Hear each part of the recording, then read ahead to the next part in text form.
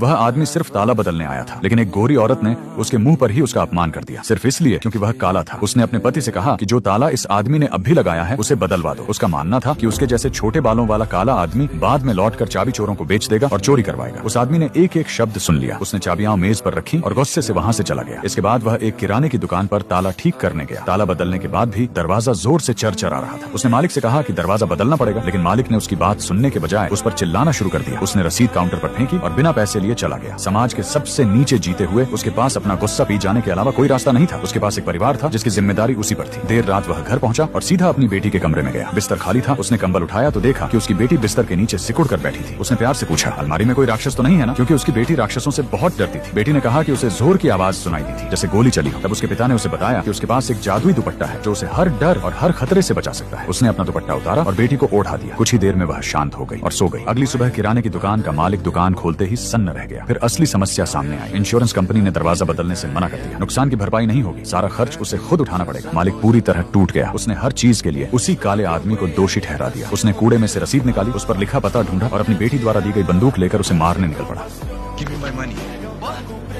उसकी बेटी ने सब देख लिया। उसने उसे अंदर रहने के लिए चिल्लाया। वह आदमी उसे रोकने की भीख मांगता रहा, अपना बटुआ खाली कर दिया, लेकिन बूढ़ा आदमी गुस्से में अंधा हो चुका था। अचानक उसकी बेटी बाहर निकलकर सड़क के बीच खड़ी हो गई। वह घबरा गया और जोर से चिल्लाया। मालिक रुक गया, सब कुछ जैसे थम गया। तभी बेटी ने कहा, कोई बात नहीं पापा, मैं आपकी रक्षा करूंगी। उसने बेटी की शर्ट उठाई। वह पूरी तरह सुरक्षित थी। दरअसल मालिक की बेटी जानती थी कि उसके पिता का गुस्सा बहुत खतरनाक है, इसलिए जब उसने बंदूक खरीदी थी तो उसमें नकली गोलियां डलवाई थी। वही एक चीज थी जिसने इस भयानक हादसे को होने से रोक लिया।